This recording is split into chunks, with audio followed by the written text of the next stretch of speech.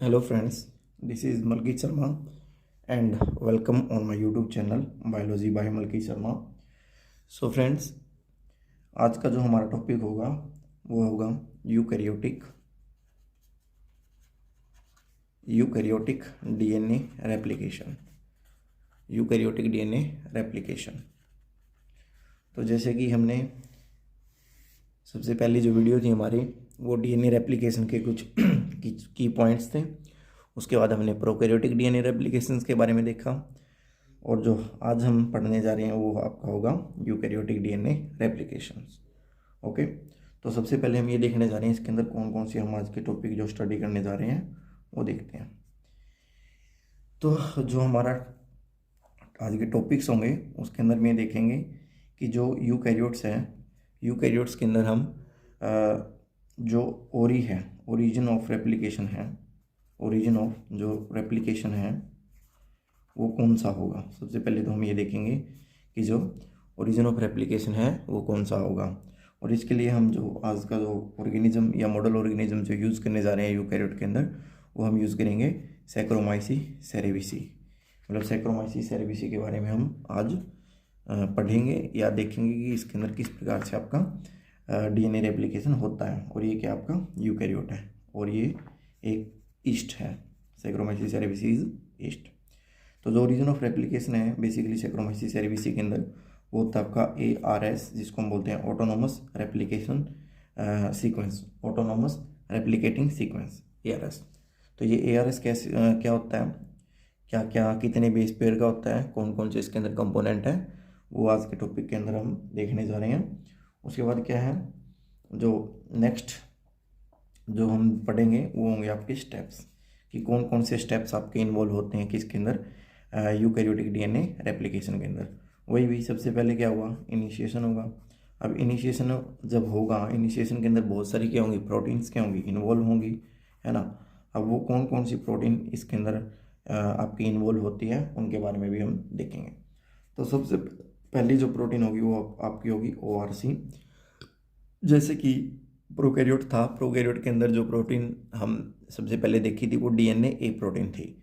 तो DNA protein क्या थी, वो इनिशिएटर प्रोटीन थी। तो एज सच जो आपकी ORC है वो भी क्या आपकी इनिशिएटर प्रोटीन है। ओके, तो सबसे पहले हम प्रोटीन पढ़ेंगे ORC के बारे में, देन उसके बाद देखेंगे CDC6 प्रोटीन, CDC6 प्रोटीन। उसके बाद है CDT1, CDT6 और CDC6 और CDT1। ये जो दोनों प्रोटीन है भाई ये हेलिकेज लोडर का काम करेगी, हेलिकेज को बाइंड करवाने का काम करेगी। और जो MCM 227 है ये आपका क्या है, एक हेलिकेज है बेसिकली। ओके, और MCM मतलब कि मिनी क्रोमोजोम मेंटेनेंस इसकी फुल फॉर्म है। ओके, तो ये प्रोटीन के बारे में स्टडी करेंगे, ये क्या कैसे काम करती है उनके बारे में। उसके बाद है CDK cyclin dependent kinase protein. उसके और आपकी क्या है DDK cyclin dependent kinase protein, और DDK मतलब होता है आपका DBF4 डिपेंडेंट काइनेज। ओके, ये दोनों आपकी क्या है, प्रोटीन काइनेज हैं। ये दोनों आपकी क्या है, प्रोटीन काइनेज हैं। और ये प्रोटीन काइनेज किस प्रकार से कार्य करती हैं वो सारी चीज़ें हम इनिशिएशन के अंदर स्टडी करेंगे। उसके बाद क्या है, एक होती है आपकी प्रोटीन SLD3 प्रोटीन और एक होगी आपकी SLD2 प्रोटीन। ओके, ये क्या कैसे काम करेगी और कैसे मतलब इनका मैकेनिज्म होगा वो स्टडी करेंगे। उसके बाद एक प्रोटीन होती है आपकी DPB11 ये प्रोटीन है। ओके, तो ये सारी की सारी जो प्रोटीन हम देखने जा रहे हैं ये आपकी किसके अंदर कार्य करेंगी, इनिशिएशन के अंदर। एक जो मोस्ट इंपॉर्टेंट प्रोटीन है वो आपकी होगी RPA, मतलब कि रेप्लिकेटिंग प्रोटीन A। ओके, ये इसका जो फंक्शन होगा वो आपका क्या होगा, सेम एज इसके जैसा होगा सिंगल स्ट्रैंडेड बाइंडिंग प्रोटीन। जो सिंगल स्ट्रैंडेड बाइंडिंग प्रोटीन हमने पढ़ी थी ना प्रोकैरियोट के डीएनए रेप्लिकेशन के अंदर, सेम यही कार्य ये जो आपकी है RPA ये करेगी, रेप्लिकेशन प्रोटीन A। ओके, तो ये सारी जो प्रोटीन है ये आपके इनिशिएशन के अंदर इन्वॉल्व होंगी। उसके बाद जो नेक्स्ट जो प्रोटीन आपकी इलोंगेशन के अंदर जो आपकी कार्य करेगी वो देख लेते हैं। Elongation, protein involve in elongation. Elongation के अंदर भाई देखिए सबसे पहले हम देखेंगे टोपोआइसोमरेज। टोपोआइसोमरेज, अभी जो टोपोआइसोमरेज है बेसिकली इसके अंदर ये दो टाइप का होगा, जैसे कि topoisomerase first and topoisomerase second. तो जो टोपोआइसोमरेज है वो सेम फंक्शन कार्य करेगा यूकैरियोट के अंदर जो प्रोकैरियोट के अंदर किसी ने किया था, आपका डीएनए गायरेज ने किया था। सुपर कॉइलिंग को रिमूव करने के लिए ये मदद करेगा जो टोपोआइसोमरेज है, ओके, पॉजिटिव सुपर कॉइलिंग को। अब ये टोपोआइसोमरेज जो फर्स्ट होता है वो डीएनए के सिंगल स्ट्रैंड को कट करता है ना, और जो टोपोआइसोमरेज सेकंड है वो डीएनए के डबल स्ट्रैंड को ब्रेक करता है। बस यही इनके अंदर आपका मेन जो डिफरेंस है, ओके। उसके बाद क्या होगा, डीएनए पॉलीमरेज। डीएनए पॉलीमरेज आपका अल्फा, डीएनए पॉलीमरेज अल्फा।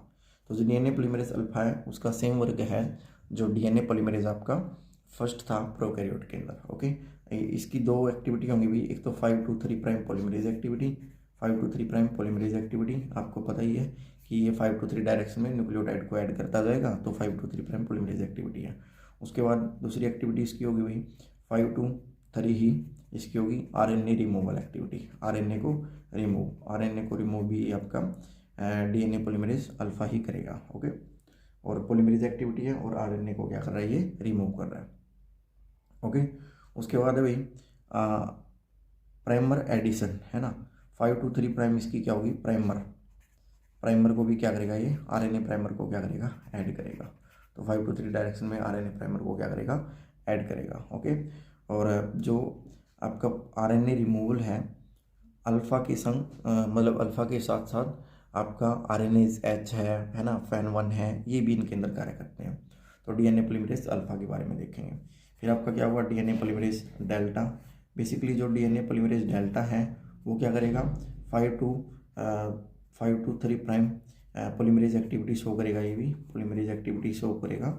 लेकिन ये जो आपका शो करेगा ये करेगा लैगिंग स्ट्रैंड के ऊपर, वो देखेंगे किस प्रकार से लैगिंग स्ट्रैंड के ऊपर ये कार्य करेगा, ओके। उसके बाद एक और है आपका डीएनए पॉलीमरेज, आपका कौन सा होगा, ईटा, ओके। ये भी 5 to 3 prime polymerase activity show करेगा, बट ये किसके ऊपर शो करेगा, ये आपका शो करेगा लीडिंग स्ट्रैंड के ऊपर, तो ये सारी की सारी चीज़ें हम इसके अंदर देखने जा रहे हैं, किसके अंदर भाई, आपका इलोंगेशन के अंदर, ओके। फिर इसके अंदर क्या होगा, फिर हम ये देखेंगे क्लैंप क्या होता है भाई, क्लैंप, ओके। क्लैंप लोडर क्या होता है, वो सारी चीज़ देखेंगे, है ना। तो ये सारी चीज़ें, ये सारी प्रोटीन्स हम किसके अंदर बनने जा रहे हैं, आपके इलोंगेशन के अंदर। जो लास्ट जो प्रोटीन हम देखेंगे किसके अंदर, टर्मिनेशन के अंदर, वो देख लेते हैं कौन सी होगी टर्मिनेशन के अंदर। तो टर्मिनेशन के अंदर बेसिकली हम जो प्रोटीन देखने जा रहे हैं वो हम यूज़ करेंगे SCF E3 एंड P97। ये जो दो प्रोटीन है बेसिकली, ये दो प्रोटीन आपकी यूज़ की जाती है टर्मिनेशन के अंदर।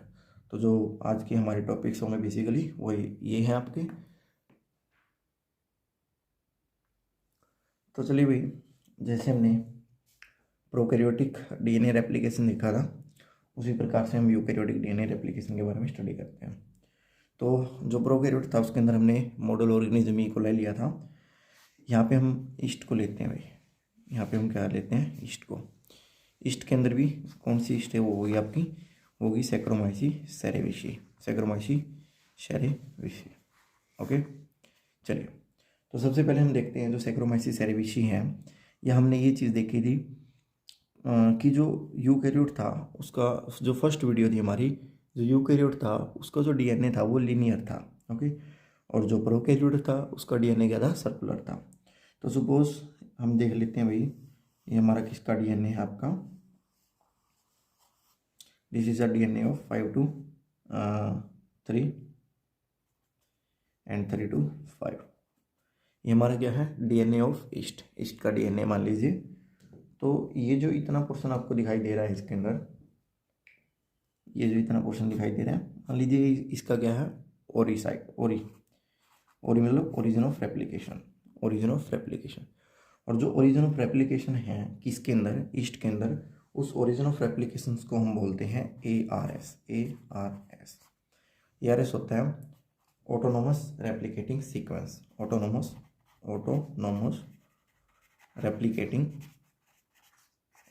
Replicating sequence. Okay, ARS is stand for autonomous replicating sequence. तो जो ओरिजिन ऑफ रेप्लिकेशन होगा किसके अंदर, ईस्ट के अंदर, उसको हम बोलते हैं ARS मतलब होता है ऑटोनोमस रेप्लिकेटिंग सीक्वेंस। ओके, तो जो ARS है बेसिकली वो ईस्ट के अंदर वो आपका होता है 420 पेयर का। कितने बेस पेयर का, 420 पेयर का होगा। But out of 400 base pair only 200 base pair is act as a origin of replication. मतलब 400 बेस पेयर में से मात्र जो 200 बेस पेयर हैं वही ओरिजिन ऑफ रेप्लिकेशन के लिए कार्य करेंगे। ओके, चलिए हम क्या करते हैं, जो ARS है, ARS को थोड़ा हम क्या करते हैं, जूम आउट करके देखते हैं कैसे ये क्या होगा। ओके, तो देखिए बेसिकली क्या होगा। तो जो ARS है आपका बेसिकली वो 3 डोमेन के अंदर डिवाइड हो जाता है। ARS आपका ईस्ट के अंदर जो ARS है वो आपका 3 डोमेन के अंदर डिवाइड हो जाता है। ये हमारा क्या है, डोमेन A। ओके, और उसके बाद क्या है, डोमेन B। डोमेन B भी आपका कितने में डिवाइड हो जाएगा, सब डिवाइड हो जाएगा। डोमेन B आपका B1 B2 B3, B1 B2 B3। Okay, और ये जो एक और डोमेन है आपका वो होगा C डोमेन। तो कितने डोमेन में डिवाइड हो गया, बेसिकली वही है A डोमेन, B डोमेन जिसके सब डोमेन है B1 B2 B3, और एक क्या है आपका C डोमेन। ओके, तो ये 3 डोमेन के अंदर आपका क्या हो गया, जो ARS है वो आपका क्या हो जाता है, डिवाइड हो जाता है। ओके, चलिए अब हमने बताया जो टोटल जो लेंथ है इसकी ARS की वो होगी आपकी 200 बेस पेयर। कितनी है वो, 200 बेस पेयर का है ये अपना कंप्लीट जो ARS है। ओके, अब जो हमारा क्या है, domain A domain B B1 B2 B3 और C, इनका क्या होता है, अलग अलग फंक्शंस होता है। ओके, तो सबसे पहले हम देखते हैं डोमेन A के अंदर क्या होगा। तो जो डोमेन A है भाई, डोमेन A के अंदर almost 11 base pair 80 rich sequence होता है, 80 रिच सीक्वेंस होगा। ओके, जैसे कि ये सीक्वेंस हमने प्रोकैरियोट के अंदर भी देखा था, उसके 13 नंबर के अंदर था। बट इसके अंदर क्या है आपका A डोमेन के अंदर है। डोमेन A के अंदर 11 बेस पेयर 80 रिच सीक्वेंस है। ओके, और वो क्यों है, वो इसलिए भाई क्योंकि ये जो 80 जो सीक्वेंस है वो इजीली ब्रेक हो जाएगा, क्योंकि इसके अंदर डबल हाइड्रोजन बॉन्ड है रादर देन GC। तो इसलिए यहाँ पे 80 आपका सीक्वेंस है ताकि ये इजीली जो DNA है यहाँ से अनवाइंड हो जाए। ओके, उसके बाद जो A आपका सीक्वेंस है या जो आपका A डोमेन है, इसके अंदर बेसिकली आपका एक सीक्वेंस पाया जाता है जिसको बोलते हैं इसका जो सीक्वेंस है वो सीक्वेंस आपका कॉन्सेंसस सीक्वेंस। अब ये कॉन्सेंसस सीक्वेंस होता है क्या, बेसिकली कॉन्सेंसस सीक्वेंस क्या होता है। ओके, ये देखते हैं। ये जो कॉन्सेंसस सीक्वेंस क्या होता है, ये आपका क्या होता है, रिपीटिंग न्यूक्लियोटाइड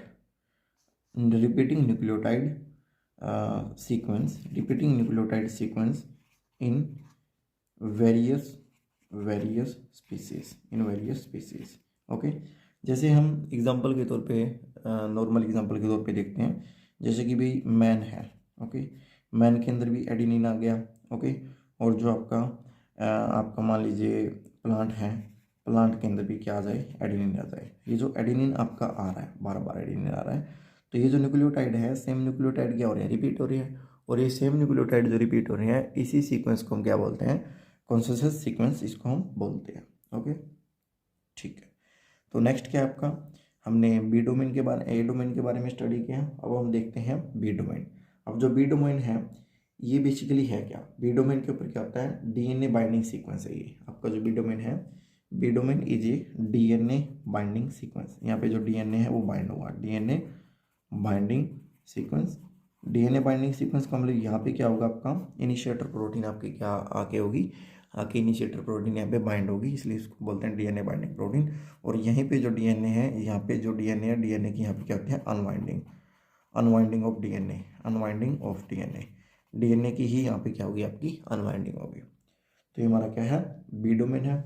और जो उसके बाद है सी डोमेन। सी डोमेन का जो फंक्शन होगा, सी डोमेन का फंक्शन क्या होता है भाई, जो सी डोमेन है, सी डोमेन के अंदर जो डीएनए है, DNA and proteins, DNA and protein interactions. अब हम बहुत सारी प्रोटीन आगे स्टडी करेंगे, है ना। तो जो जितनी भी डीएनए और प्रोटीन के अंदर इंट्रैक्शन होगी वो किसके ऊपर जाके होगी, आपकी सी डोमेन के ऊपर जाके होगी। ओके, अब जो यूकैरियोटिक डीएनए रेप्लिकेशन है उसको स्टार्ट करने से पहले बेसिकली हम थोड़ा सा सेल साइकिल के बारे में जान लेते हैं। सेल साइकिल के बारे में जान लेते हैं। अब आपको पता है भाई, सेल साइकिल बेसिकली दो पार्ट्स में डिवाइड हो जाता है आपका, है ना। एक तो होता है आपका इंटरफेस, इंटरफेस, है ना। एक होता है आपका है मेटाफेज, इंटरफेस और मेटाफेज। ओके, अब जो इंटरफेस है, इंटरफेस भी आपको पता है भाई तीन में डिवाइड हो जाता है। G1 गैप 1 फेज जिसको हम बोलते हैं, एक होता है आपका सिंथेटिक फेज, एस फेज जिसको हम बोलेंगे, है ना, एस फेज या सिंथेटिक फेज। एक होता है आपका क्या, G2 phase, gap 2 phase. Okay, तो जो सेल साइकिल है वो दो फेज में डिवाइड हुआ, interphase metaphase. Interphase G1 phase, synthetic phase, gap 2 phase. Okay, same as it is जो आपका मेटाफेज है वो डिवाइड हो जाता है प्रोफेज के अंदर, है ना। प्रोफेज के बाद ये आपका होगा किसके अंदर, मेटाफेज के अंदर। प्रोफेज, मेटाफेज, और उसके बाद एनाफेज, एनाफेज, और उसके बाद क्या होगा आपका टीलोफेज, टीलोफेज। ओके, ये सारी चीज़ें हैं। अब जस्ट हमने ये जानना है कि जो आपका डीएनए सिंथेसिस होता है, बेसिकली जो डीएनए आपका डबल होगा या डीएनए जो रेप्लिकेट होगा वो होगा आपका सिंथेटिक फेज के अंदर। यहाँ पे जो डीएनए है, मान लीजिए यहाँ पे जो डीएनए था वो 2N था, तो जो सिंथेटिक फेज है वहाँ पे जो डीएनए हो जाएगा आपका 4N हो जाएगा, और G2 फेज के अंदर जो डीएनए दोबारा से आपका क्या हो जाएगा, मियोसिस के अंदर जाके 2N हो जाएगा। ओके, तो बेसिकली हम ये जानेंगे कि जो आपका डीएनए है, बेसिकली जो डीएनए है आपका,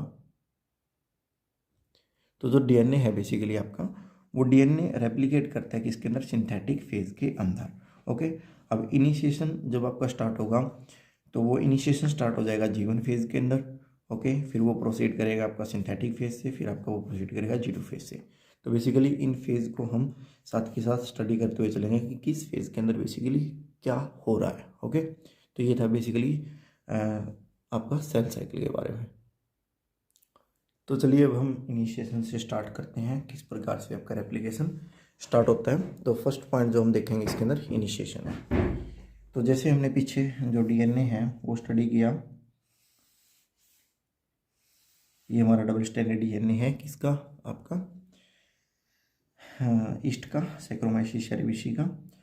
यहाँ पे क्या था आपका ए डोमेन था, यहाँ पे क्या था आपका बी, और इसको हम B1 बोलते हैं। ओके, और यहाँ मान लीजिए आपका क्या है, सी डोमेन है।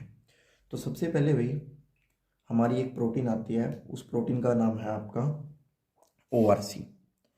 ORC, ORC बेसिकली ये क्या है, इनिशिएटर प्रोटीन है, इनिशिएटर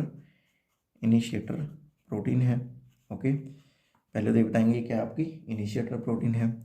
उसके बाद क्या आता है, ये 6 पॉलीपेप्टाइड से मिलकर बनी होती है, 6 पॉलीपेप्टाइड से, 6 पॉलीपेप्टाइड।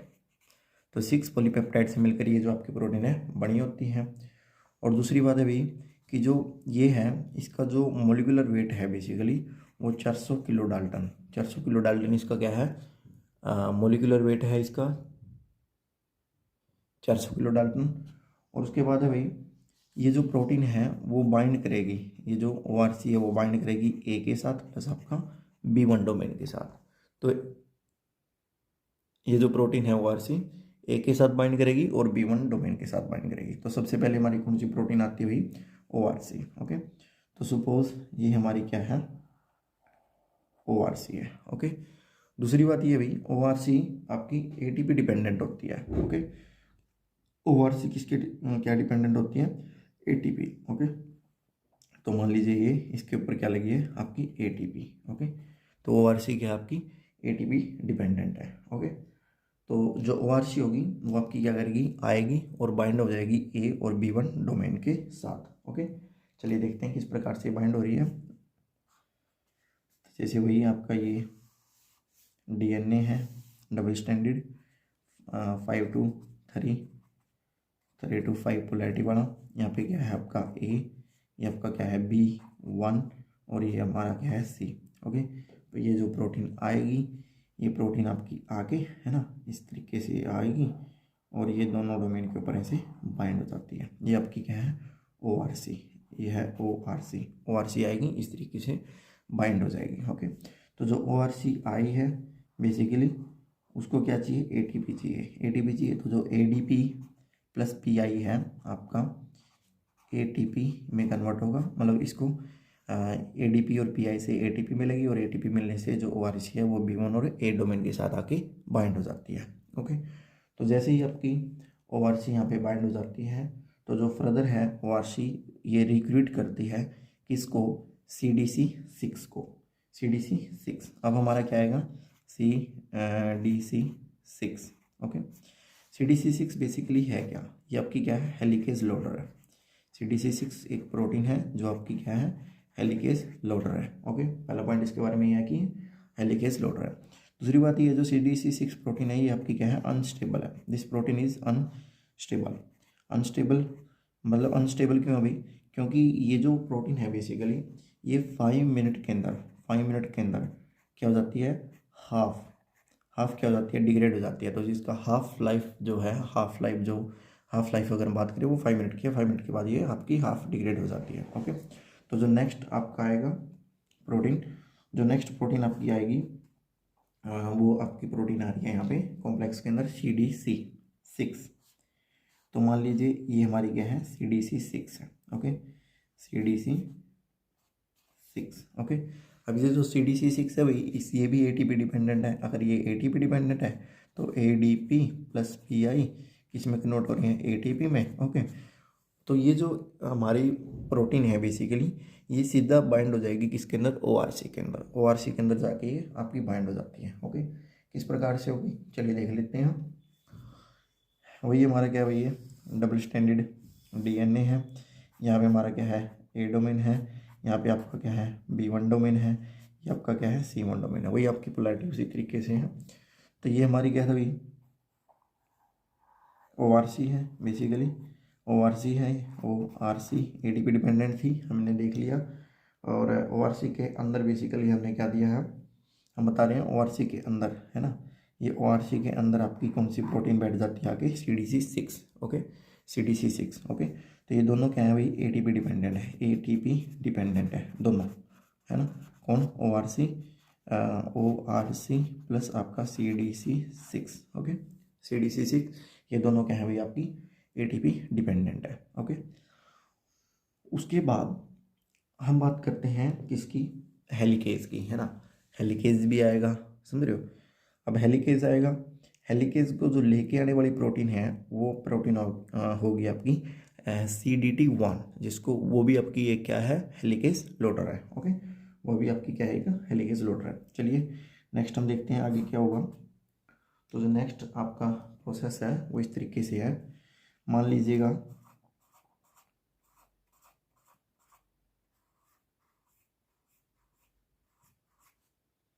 ये जो हमने बनाया है यहाँ पे इसको बोलते हैं हम MCM227 मिनी क्रोमोजोम मेंटेनेंस। और ये क्या आपका हेलिकेज है, इसके बारे में जान लेते हैं क्या ये MCM227 इसकी फुल फॉर्म है मिनी मेंटेनेंस क्रोमोजोम। ओके, और ये क्या आपकी हेलिकेज है। सबसे पहले तो ये क्या आपका हेलिकेज है। ओके, चलिए ये आपकी हेलिकेज है। दूसरी बात ये हेक्सामेरिक है, मतलब हेक्सा 6, मैरिक मतलब यूनिट, 6 यूनिट से मिलकर बना है तो हेक्सामेरिक है ना। उसके बाद है रिंग लाइक स्ट्रक्चर है, इसका क्या है स्ट्रक्चर है। ओके, रिंग लाइक स्ट्रक्चर है। ओके, चलिए ये बात है। तो ये हमारा MCM2 है। ओके, इस MCM2 के साथ आपका एक प्रोटीन बाइंड की हुई है। ये वाली प्रोटीन मान लीजिएगा, इस कलर से हम दिखा रहे हैं ये वाली प्रोटीन। तो दोनों से 2 सब यूनिट है MCM की, ये MCM2 की एक सब यूनिट ये है, एक सब यूनिट ये है। इनके साथ हमारी प्रोटीन जुड़ी है, ये वाली जो पिंक कलर में हमने दिखाई है, ये जो प्रोटीन आपकी CDT1 ओके। और ये जो CDT1 है यही इस कॉम्प्लेक्स को MCM कॉम्प्लेक्स को जो 2 सबनेट है वो लेके आता है, इसको लेके आएगा और ये आपका यहाँ पे क्या करवा देगा, बाइंड करवा देगा ओके। किसके साथ, ORC के साथ बाइंड करा देगा। चलिए तो नेक्स्ट देख लेते हैं किस प्रकार से जो स्ट्रक्चर आगे आपका बाइंड होगा। चलिए how it can B work, चलिए देख लेते हैं भैया। 1 सेकेंड, यस। तो देखिए ये हमारा क्या है, वही A domain that is B1 domain, ये हमारा क्या है, C डोमेन है। तो हमने देखा कि यहाँ पे हमारा क्या था, वही आपकी ORC है। ORC के जस्ट अंदर आपका जो होगा वो हमारा होगा ये आपका CDC6 के साथ जो हमारी प्रोटीन आके बाइंड होने जा रही है वो प्रोटीन होगी आपकी MCM। इस तरीके से आपकी यहाँ पे बाइंड हो जाएगी। ये MCM है और ये MCM की बेसिकली 2 यूनिट है। MCM की क्या है, ये 2 यूनिट है। और MCM किसके साथ आगे बाइंड हो रही है, ये CDT1 लेके आ रहा है और CDT1 इस कॉम्प्लेक्स के साथ इसको क्या करवा रहा है, बाइंड करवा रहा है। तो इस तरीके से ये जो MCM है ये आपका क्या है, MCM227 है। और ये हमारा क्या है, CDT1 ओके। ये हमारा क्या है, ORC है। और ये हमारा क्या है, CDC6। अब जो बेसिकली CDC6 जो है, CDC6 और जो CDT1 है, इन दोनों को हम बोलते हैं हेलिकेज लोडर। और जो हेलिकेज कौन है भाई, हेलिकेज हमारा क्या है यहाँ पे, MCM2 है ओके, MCM2 है, समझ रहे हो। अब ये जो जितनी भी प्रोसेस हमने देखी यहाँ से यहाँ तक ओके, ये सारी की सारी प्रोसेस हमारी जो सेल है, सेल के जीवन फेज के अंदर हो रही है, सेल के जीवन फेज के अंदर हो रही है, सेल के जीवन फेज के अंदर हो रही है ओके। तो यहाँ पे एक पॉइंट नोट करने का ये है कि जो हमारा सेल का जो जीवन फेज है, सेल के जीवन फेज के अंदर क्या है, जो CDK की जो कंसंट्रेशन है, CDK की जो कंसंट्रेशन है वो क्या है, लेस है या फिर लो है। CDK की कंसंट्रेशन क्या है, लेस है या लो है। अगर CDK की कंसंट्रेशन कम है तो ये जो कम कंसंट्रेशन है ये अलो करती है किसको, MCM कॉम्प्लेक्स को, कि वो हमारा किसके साथ, डबल स्ट्रैंडेड DNA के साथ आके बाइंड हो जाए या लोड हो जाए ओके। तो जो हेलिकेज लोडिंग है, हेलिकेज लोडिंग तभी पॉसिबल होगी जब CDK की जो आपकी कंसंट्रेशन है वो क्या होगी, कम होगी ओके। चलिए हम नेक्स्ट देखते हैं ये जो प्रोसेस है आगे किस प्रकार से प्रोसीड करेगी ओके, जस्ट अ वेट। तो जैसे कि हमने पिछले स्ट्रक्चर के अंदर देखा कि क्या क्या चीज़ें आपकी बेसिकली थी, दोबारा से देखने की कोशिश करते हैं वो क्या क्या चीज़ें लगी हुई थी। ये हमारा डबल स्टैंडर्ड क्या था, DNA था, ये A सब यूनिट थी, ये B1 सब यूनिट थी, ये हमारा क्या था, C था। पोलैरिटी आपको पता ही है कैसे क्या होगी ओके। इसके ऊपर हमारा क्या लगा हुआ था भाई, ORC का पता ही था हमें, ये दोनों के ऊपर भी, B1 के ऊपर भी और A के ऊपर भी ORC लगी हुई है ओके। इसके अंदर बेसिकली हमारा क्या था, CDC6 ओके, CDC6 था। और जो हमारी जो प्रोटीन थी भाई MCM, ये हमारी MCM थी ओके, ये हमारी MCM थी, 6 सब यूनिट की थी, रिंग लाइक स्ट्रक्चर था MCM ओके। और इसको जो लेके आ रहा था वो हमारा क्या था, CDT1 था, लेके जो आ रहा था वो CDT1 था ओके। अब हम आगे की प्रोसेस देखते हैं, ये बेसिकली इसके साथ बाइंड है ओके। अब हम आगे की प्रोसेस देखते हैं, आगे की प्रोसेस जो क्या होगी। अब क्या होगा भाई कि जो 2 चीज़ें होंगी यहाँ पे बेसिकली, जो आपका CDC6 था वो ATP डिपेंडेंट था, वो क्या होगा, उसकी ATP वो डिग्रेड हो जाएगी इसके अंदर ADP + PI के अंदर ओके। अगर ये ऐसा हो रहा है बेसिकली, अगर ऐसा होगा तो ये जो CDC है वो क्या हो जाएगा, आपका रिमूव हो जाएगा, यहाँ से CDC क्या हो जाएगा, रिमूव हो जाएगा ओके। उसके बाद सेम एज इट इज़ आपका CDT1 भी यहाँ से सिस्टम से, या जो हमारा जो ये पूरा कॉम्प्लेक्स है इससे रिमूव हो जाएगा। दूसरी बात क्या होगी भाई, जो ORC है, अब हमें पता है ORC भी क्या थी भाई, हमारी ATP डिपेंडेंट थी। इसकी भी क्या होगी, जो ATP है वो डिग्रेड हो जाएगी ADP प्लस PI के अंदर। अगर आपका ऐसा हो रहा है तो ORC भी यहाँ से क्या हो जाएगी, आपकी रिमूव हो जाएगी। तो सारे जो चीज़ें हैं CDC6, CDT1 और ORC है, ये कॉम्प्लेक्स से क्या हो जाएगी, अलग हो जाएगी। इनका बेसिकली पर्पज़ ये था मात्र कि ये केवल जो हमारा किसको MCM को इसके सिस्टम के साथ क्या करा दे, बाइंड करवा दे, है ना। MCM को सिस्टम के साथ क्या करवा दे, बाइंड करवा दे, ठीक है। तो देखिए जो नेक्स्ट हमारा जो स्ट्रक्चर बनेगा वो कैसे बनेगा वो देख लेते हैं। तो वही ये हमारी MCM जो कॉम्प्लेक्स है, उस कॉम्प्लेक्स के ऊपर केवल हमारी क्या बच गई है, मात्र हमारी MCM227 जो हेलिकेज है, मिनी क्रोमोसोम मेंटेनेंस, वही बच चुका है ना। बाकी सारे क्या हो गए आपके जो उसको स्ट्रैंड है उसको छोड़ चुके हैं। ओके, तो ये जो ये स्ट्रक्चर है आपका इस तरीके से हो जाएगा 5 to 3 एंड 3 to 5। ओके, अब यहाँ तक जो ये प्रोसेस हो रही थी, बेसिकली ये प्रोसेस आपकी G1 फेज के अंदर हो रही थी, है ना। ये सारी जो प्रोसेस है, बेसिकली यहाँ तक की जो प्रोसेस है, जो यहाँ तक की ऊपर तक की प्रोसेस है, ये जो प्रोसेस है ये हो रही थी G1 फेज के अंदर। अब आपकी आ जाती है क्या, S फेज। ये यहाँ से जो शुरू होगी वो होगी आपकी S फेज, और इसी फेज में क्या होगा, DNA सिंथेसाइज होगा। मैंने बताया था कि पिछले में जो पिछली वीडियोस जो पिछला जो इनिशिएशन है उसके अंदर CDK की जो वैल्यू है वो कम थी, इसलिए हमारा MCM को वो लोड करवा रहा था। ओके, अब क्या होगा, जो CDK है, CDK की जो कंसनट्रेशन है यहाँ पे क्या हो जाती है, हाई हो जाती है। ओके, अगर CDK की कंसनट्रेशन यहाँ पे हाई होगी तो CDK की कंसनट्रेशन हाई होने से क्या होगा, जो लोडिंग होगी आपकी, है ना, लोडिंग ऑफ द MCM की जो लोडिंग है वो क्या हो जाएगी, स्टॉप हो जाएगी। और अब जो MCM हो वो क्या हो जाएगा, MCM क्या हो जाएगा, एक्टिव हो जाएगा, है ना। MCM क्या करेगा, अब वो एक्टिव हो जाएगा, है ना, एक्टिव हो जाएगा। कैसे एक्टिव होगा वो देख लेते हैं, चलिए। ओके, तो जो नेक्स्ट जो प्रोटीन आने जा रही है वो हमारी क्या है, CDK साइक्लिन डिपेंडेंट काइनेज, और एक होता है आपका DDK, है ना, DBF4 dependent kinase, DBF4 dependent kinase. Okay, ये जो दो प्रोटीन है इनको हम प्रोटीन काइनेज के नाम से जानते हैं, प्रोटीन काइनेज। काइनेज क्या होता है, काइनेज वो होता है जो किसी भी ग्रुप के साथ या किसी भी कॉम्प्लेक्स के साथ फॉस्फेट ग्रुप को क्या करते हैं, जो ऐड करते हैं ना।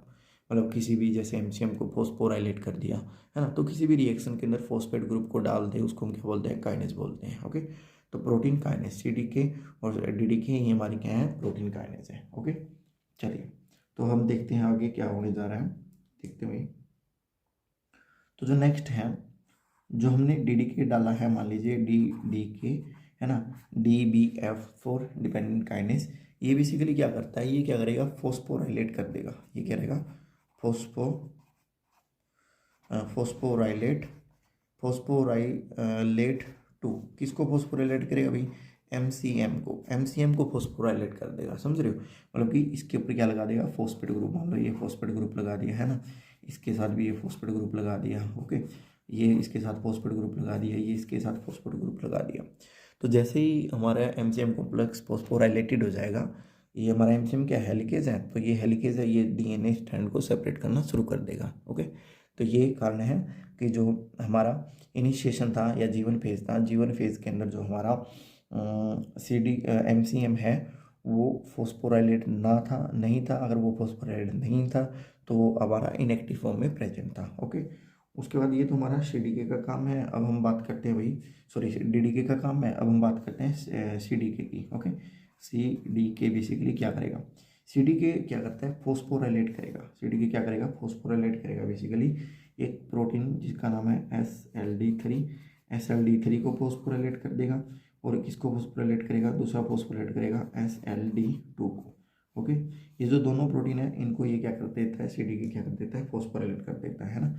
जैसे कि हम इसको लिख देते हैं ऐसे, इसने इनको क्या कर दिया, फॉस्फोराइलेट, इसने इसको क्या कर दिया, फॉस्फोराइलेट कर दिया। ओके, तो जब ये दोनों प्रोटीन आपकी फॉस्फोराइलेट होती हैं तो ये जो दोनों प्रोटीन है एक दूसरी प्रोटीन को बुलाती हैं या रिक्रूट करती हैं, और इस प्रोटीन का नाम है DPB11। ओके, ये जो DPB11 है ये इसके साथ आके क्या हो जाती है, बाइंड हो जाती है। DPB11 इसके साथ आके क्या हो जाती है, बाइंड हो जाती है। ओके, तो मान लीजिएगा ये हमारी क्या है, SLD है, ये स्ट्रक्चर ऑफ SLD है।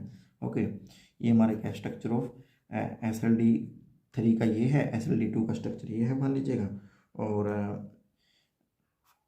ये हमारा क्या है, DPB11 का। ओके, ये सारे के सारे SLD है ना, SLD2 और DPB है ना, ये तीनों क्या करते हैं, ये तीनों क्या करेंगे, रिक्रूट करेंगे, या फिर आपको ये रिक्रूट करेंगे या अलो करेंगे, है ना। ये तीनों क्या करेंगे, अलो करेंगे, अलो टू बाइंड किसको, CDC45 को एंड जीन्स, ये दोनों क्या है, आपकी प्रोटीन है। तो ये CDC25 को और जीन्स को ये आपके बाइंड करवाने में मदद करते हैं, किसके साथ, कॉम्प्लेक्स के साथ। ओके, तो दोबारा से देख लीजिए भाई, CDC का हम स्ट्रक्चर मान लीजिएगा, ये CDC का स्ट्रक्चर है। ओके, और ये आपका जीन का स्ट्रक्चर हम मान लीजिएगा, ये आपका जीन का स्ट्रक्चर है। ओके, तो समझ रहे हो क्या है पूरा प्रोसेस।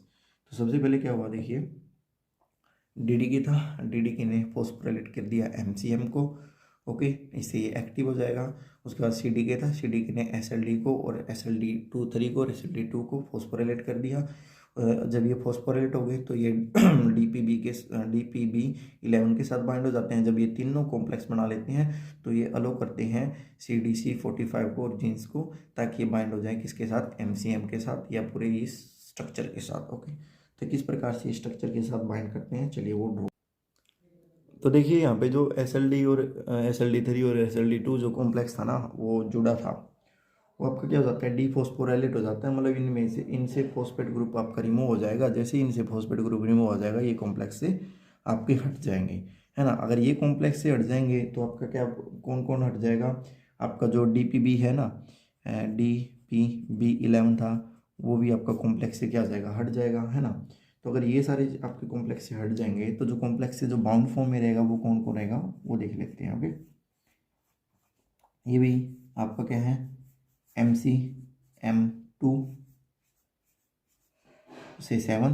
ओके, और इस तरीके से आपका जो स्ट्रैंड है, डबल स्ट्रैंड, वो देखिए ये इसकी क्या है, डबल स्ट्रैंड है। ओके, अब जो कॉम्प्लेक्स के साथ बाइंड है, बाइंड फॉर्म में है, वो एक तो क्या है आपका, ये इस कलर में आपको दिखाई दे रहा होगा, दिस इज ए CDC45, और ये एक मान लीजिए इस कलर में हम इसको देख लेते हैं, ये आपका क्या है, जीन 1। ओके, तो ये जो हमारा क्या है, यहाँ से इसको देख लेते हैं, CDC45, और ये हमारा क्या है, जीन्स। ओके, जीन्स ये प्रोटीन है, और ये हमारी क्या है भाई, ये हमारा क्या है, MCM, है ना।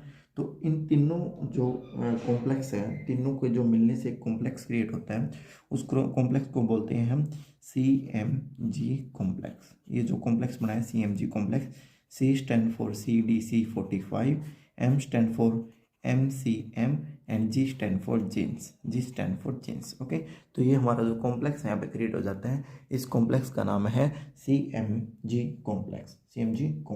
ओके, अब देखिए क्या होगा, हमने बताया था कि जो ये आपकी चल रही है कौन सी, एस फेज मतलब कि सिंथेटिक फेज। ओके, इस फेज के अंदर जो हमारा CDK है, CDK की जो कंसंट्रेशन है वो क्या हो जाती है, आपकी हाई हो जाएगी। ओके, CDK की कंसंट्रेशन क्या होगी, हाई होगी। CDK की कंसंट्रेशन हाई होने के कारण जो आपका MCM था, MCM क्या हो गया, फॉस्फोराइलेट हो गया, और जैसे ही ये क्या हुआ, आपका फॉस्फोराइलेट हुआ, ये आपका क्या हो गया, एक्टिव हो गया। एक्टिव होगा तो इसने क्या करना शुरू कर देना है, DNA अनवाइंडिंग। ओके, अब हम देखते हैं कि ये किस प्रकार से DNA को आगे जाके आपका अनवाइंड करेगा। ओके, चलिए देखते हैं भाई। सो वैसे भाई जैसे यही आपकी क्या है, MCM है। ओके, ये भी आपकी क्या है, MC। मैंने बोला था ये 2 सब यूनिट आपकी बाइंड होती हैं DNA के साथ। तो जैसे ये एक्टिव हो जाता है तो जो MCM है वो आपका क्या हो जाएगा, अलग हो जाएगा, है ना। एक दूसरे से जो 2 सब यूनिट थी, एक दूसरे की जो 2 सब यूनिट है वो क्या होगी, आपकी एक दूसरे से अलग हो जाती है। ओके, और ये डीएनए ने अनवाइंडिंग करना शुरू कर दिया। ओके, तो डीएनए ने क्या करना शुरू कर दिया, अनवाइंडिंग, समझ रहे हो। तो ये डीएनए क्या हो गया आपका, अनवाइंडिंग हो गया। अब यहाँ पे वही जैसे कि आपके क्या है, बेस पेयर हैं ए टी जी सी, है ना। इसके अपोजिट में टी, इसके अपोजिट में आपका ए, इसके अपोजिट में सी और इसके अपोजिट में जी, है ना, ए टी जी सी। तो इस तरीके से यहाँ पे क्या हुई आपकी unwinding of DNA, unwinding of DNA, DNA की अनवाइंडिंग हुई। किसने की, एमसीएम ने की।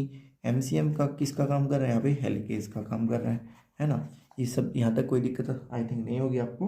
ओके, उसके बाद जैसे कि हमने प्रोकैरियोट के अंदर देखा था कि जो डीएनए है ना, जो अलग अलग तो हो गया। अब ये जो दो double standard single standard DNA है, दोबारा से क्या हो सकता है, रीएनेलिंग हो सकता है ना।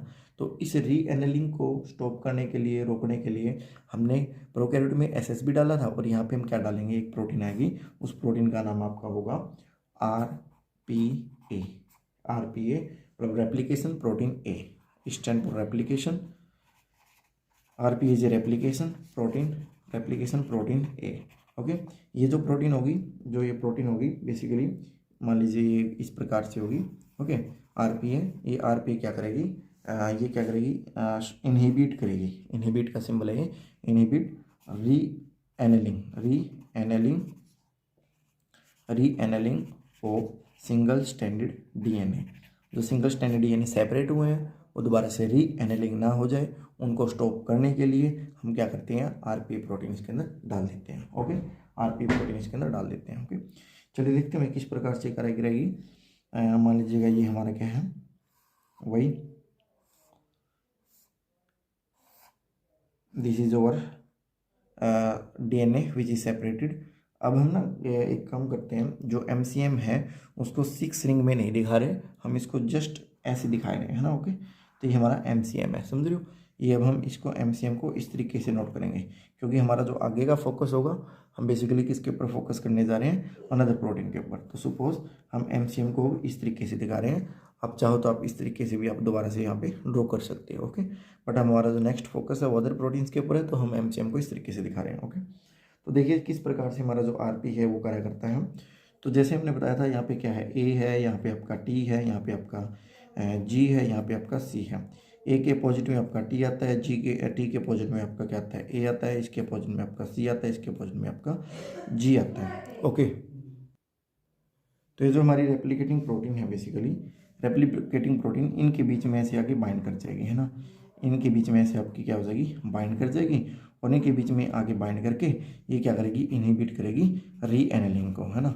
री एनेलिंग मतलब दोबारा से वो डीएनए बाइंड ना हो जाए, री एनेलिंग को इनहिबिट करेगी ताकि वो बाइंड ना हो पाए। ओके, तो बेसिकली ये हमारा प्रोटीन किसका काम था, आरपीए का फंक्शन है। तो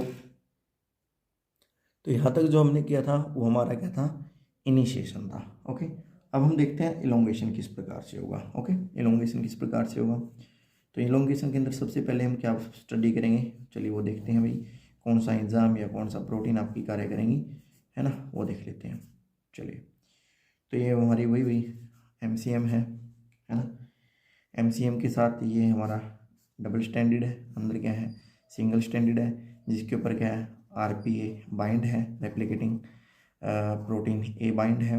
ओके, तो सबसे पहले हम ये देखते हैं, जब हमारा जो एमसीएम है ना, ये वाला एमसीएम, जब ये हमारा एमसीएम एज ए हेलिकेज काम करेगा या डीएनए को अनवाइंड करने का कार्य करता है ना, तो जो हमारा डीएनए होता है ना, वो डीएनए क्या करेगा भाई, जो लीनियर डीएनए है हमें पता ही है। अब वो जो लीनियर डीएनए है ना, वो इस प्रकार से, इस प्रकार से, इस प्रकार से, इस प्रकार से, समझ रहे हो, इस प्रकार से इसने क्या शुरू कर दिया, ये डबल स्टैंडर्ड है ना, ये आगे आगे हुई, इसने क्या कर दिया, कॉइलिंग शुरू कर दी, ऐसे ऐसे कॉइलिंग शुरू कर दी। हमने जो पिछली वीडियोज़ है उसके अंदर भी कॉइलिंग के टॉपिक को पढ़ा है, सुपर कॉइलिंग को। तो इसको हम बोलते हैं positive super coiling, positive super coiling, super coiling. अभी ये जो पॉजिटिव सुपर कॉइलिंग है, इसको हमने क्या करना पड़ेगा, रिमूव करना पड़ेगा। तो इस पॉजिटिव सुपर कॉइलिंग को रिमूव करने के लिए हमारा एक एंजाइम आएगा, हमारा क्या आएगा, एक एंजाइम आएगा, और वो जो एंजाइम होगा उस एंजाइम का नाम है टोपो आइसोमरेज, है ना। क्या हुआ, टोपो आइसोमरेज। टोपोआइसोमरेज। टोपोआइसोमरेज फर्स्ट, दो प्रकार का होते हैं, टोपोआइसोमरेज सेकंड। जो टोपोआइसोमरेज फर्स्ट है वो डीएनए के एक स्ट्रैंड को ब्रेक करेगा, और जो टोपोआइसोमरेज सेकंड है वो डीएनए के दोनों स्ट्रैंड को ब्रेक करेगा। तो यहाँ पे हमारा टोपोआइसोमरेज सेकंड आएगा, है ना। तो मान लीजिए हमारा क्या है, टोपोआइसोमरेज का क्या है, कोई स्ट्रक्चर है। ओके, ये टोपोआइसोमरेज क्या करेगा, यहाँ पे आके बाइंड हो जाएगा, समझ रहे हो, यहाँ पे आके क्या हो जाएगा, बाइंड हो जाएगा। और बाइंड यहाँ पे मान लीजिए ये हमारा क्या है, टोपोआइसोमरेज यहाँ पे आया और इसने बाइंड, ये बाइंड हो गया। बाइंड हो गई, जितनी भी सुपर कोइलिंग है इसको क्या कर देगा, रिमूव कर देगा, इसको क्या कर देगा, रिमूव कर देगा। और जैसे इसको क्या करेगा, आपका रिमूव करता है, समझ रहे हो, इसको क्या करेगा, रिमूव कर देगा। रिमूव करके हमारा डीएनए दोबारा से नॉर्मल कंडीशंस के अंदर आपका आ जाता है। ओके, कैसे आएगा चलिए देख लेते हैं। वही हमारा क्या है, जब रिमूव करने के बाद टोपोआइसोमरेज ने इसको क्या कर दिया, पॉजिटिव सुपर कोइलिंग को रिमूव कर दिया, तो दोबारा से जो डीएनए है वो किस प्रकार से आपका दिखाई देगा वो देख लेते हैं, है ना। ये हमारा एमसीएम है। ओके, और ये वही हमारा डबल सिंगल स्ट्रैंड डीएनए है। ओके, और ये हमारा क्या हो गया, डीएनए बिल्कुल लीनियर पोजीशन में हमारे सामने आ गया जब टोपोआइसोमरेज ने यहाँ पे कार्य किया। और जो टोपोआइसोमरेज का जो कार्य है, अगर हम प्रोकैरियोट के अंदर देखा था, तो प्रोकैरियोट के अंदर जो टोपोआइसोमरेज का काम है भाई, वो किसने किया था भाई, टोपोआइसोमरेज का काम। टोपोआइसोमरेज का काम हमारा किया था डीएनए गाइडेंस ने। ओके, अब देखो जो हम नेक्स्ट जो स्टडी करने जा रहे हैं वो ये होगा भाई, जैसे हमने प्रोकैरियोट में प्राइमर ऐड किए थे, है ना, तो अब यहाँ पे भी हमें क्या ऐड करने पड़ेंगे, प्राइमर ऐड करने पड़ेंगे। यहाँ पे भी हमने क्या ऐड करना पड़ेगा, प्राइमर ऐड करना पड़ेगा। तो जो प्राइमर एडिंग एबिलिटी है वो हमारी होगी डीएनए पॉलीमरेज अल्फा की, डीएनए पॉलीमरेज अल्फा। ओके, अब हम सबसे फर्स्ट काम जो देखने जा रहे हैं डीएनए पॉलीमरेज अल्फा का, वो देखिए क्या है, वो ये है कि 5 to 3 primase activity. Okay, primase activity, तो 5 to 3 डायरेक्शन में प्राइमर को ऐड करेगा ये। ओके, तो डीएनए पॉलीमरेज प्राइमर ऐड करेगा या फिर प्राइमेज, डीएनए प्राइमर को क्या कर देता है, आपका ऐड कर देता है। ओके, किस प्रकार से ये ऐड करता है वो देख लेते हैं चलिए। तो वही स्ट्रक्चर ड्रॉ करने की कोशिश करते हैं कि 1 सेकेंड, ये मान लीजिए इस तरीके से है।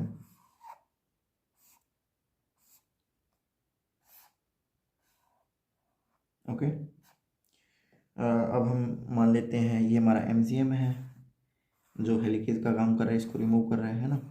ओके, ये हमारी इसकी पोलैरिटी मान लीजिए 3 है, इसकी पोलैरिटी मान लीजिए 5 है, इसकी 5 है, इसकी मान लीजिए 3 है। अब ये कह रहा है, हम बात कर रहे थे कि जो हमारा डीएनए पॉलीमरेज अल्फा है वो प्राइमर को ऐड करेगा, है ना। वो किस डायरेक्शन में ऐड करेगा, यहाँ पे 5 to 3 डायरेक्शन में, यहाँ पे 5 से 3 चल रही है ना, 5 से 3 डायरेक्शन में प्राइमर को ये ऐड कर रहा है। तो मान लीजिएगा ये प्राइमर को इस तरीके से, ये हमारा क्या है ये डीएनए पॉलीमरेज अल्फा। ओके, और ये हमारा क्या है, प्राइमर है, ये आपका क्या है, प्राइमर। तो इसलिए इस तरीके से इसने प्राइमर ऐड कर दिया।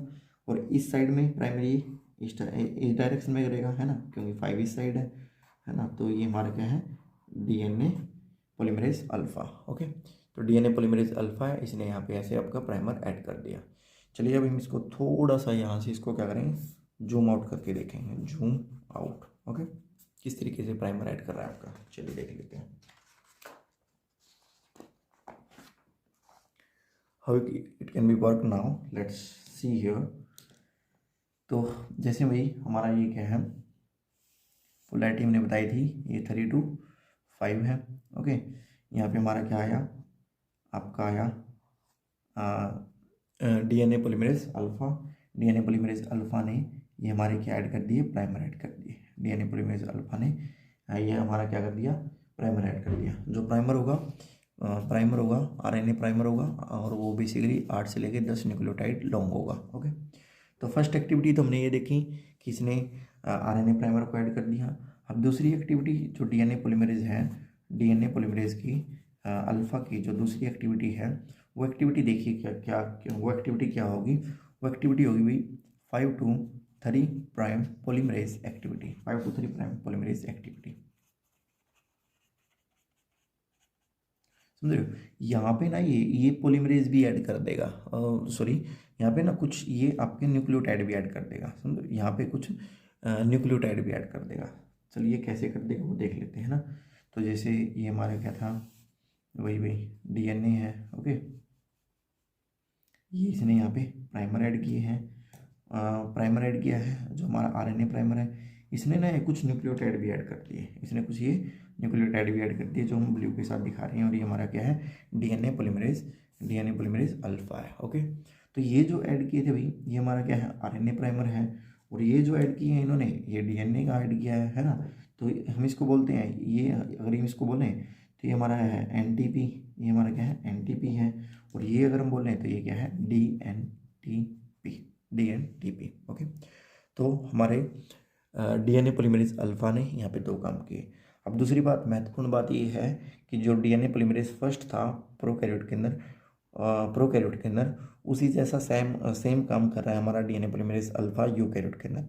लेकिन इसकी एक मतलब कि डिसमेरिट ये है कि ये 5 to 3 prime exonuclease activity show नहीं करता। सो डीएनए पॉलीमरेज अल्फा के अंदर जो 5 to 3 प्राइम एक्सोन्यूक्लियस एक्टिविटी थी वो भी नहीं है। और 3 to 5 प्राइम एक्सोन्यूक्लियस एक्टिविटी थी वो भी इसके अंदर क्या है, अब्सेंट है। इसके अंदर क्या है, अब्सेंट है, नहीं है इसके अंदर, ओके, अब्सेंट है, समझ रहे हो। चलिए अब क्या हुआ भाई कि जो डीएनए पॉलीमरेज अल्फा था, डीएनए पॉलीमरेज अल्फा की जो पोसेसिबिलिटी है, जो इसकी क्या है, पोसेसिबिलिटी क्या है भाई, कि कितने नंबर ऑफ न्यूक्लियोटाइड आपके ऐड हो रहे हैं जब आपका डीएनए पॉलीमरेज बाइंड करता है आरएनए टेम्पलेट जंक्शंस के साथ, ओके। कि जब एक बार में आरएनए टेम्पलेट जंक्शंस के साथ ये एक बार में ये डीएनए आपका क्या है, पॉलीमरेज है, ये एक बार में आरएनए टेम्पलेट जंक्शंस के साथ एक बार में बाइंड करता है और कितने न्यूक्लियोटाइड ऐड करेगा उसको हम क्या बोलते हैं, उसकी पोसेसिबिलिटी बोलते हैं। तो जो डीएनए पॉलीमरेज अल्फा है उसकी पोसेसिबिलिटी क्या है, लो है। और उसकी पोसेसिबिलिटी लो होने के कारण जो डीएनए पॉलीमरेज अल्फा है ना, जो डीएनए पॉलीमरेज अल्फा है वो रिप्लेस कर दिया जाएगा। क्या, डीएनए पॉलीमरेज अल्फा वो रिप्लेस कर दिया गया बाय अदर डीएनए पॉलीमरेज के द्वारा, जैसे कि डेल्टा है या फिर ईटा है। और इसी प्रोसेस को बोला जाता है डीएनए पॉलीमरेज स्विचिंग, ओके। समझिए बहुत ज़्यादा इंपॉर्टेंट पॉइंट है भाई कि डीएनए पॉलीमरेज स्विचिंग क्या होगा कि जो डीएनए पॉलीमरेज अल्फा की लो पोसेसिबिलिटी होने के कारण उसको रिप्लेस कर दिया जाता है दूसरे हमारे पॉलीमरेज के द्वारा, जैसे कि डेल्टा है और ईटा है। और इसी प्रोसेस को हम क्या बोलते हैं, डीएनए आपका पॉलीमरेज स्विचिंग, ओके। तो देखिए जो हमारा जो लास्ट का जो स्ट्रक्चर तैयार होकर आया था उस स्ट्रक्चर को एक बार हम देख लेते हैं क्या जो लास्ट का स्ट्रक्चर बन के आया है। Let us see the structure, okay. ये वही हमारा एमसीएम अभी, okay, that is our MCM.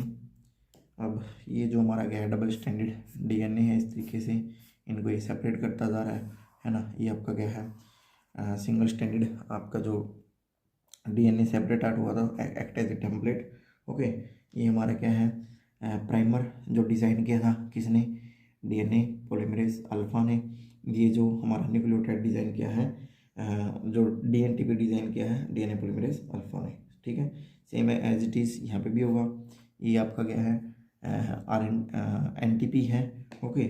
और ये जो ऐड किया उन्होंने डीएनटीपी ऐड किया है, ओके। ये हमारा क्या है, डीएनए पॉलीमरेज अल्फा, और ये भी क्या है आपका डीएनए पॉलीमरेज अल्फा। अब ये क्या हो गया, रिप्लेस हो जाता है किसके द्वारा, डीएनए पॉलीमरेज किसके द्वारा भाई, डीएनए पॉलीमरेज किसके द्वारा, डेल्टा और ईटा के द्वारा, ओके।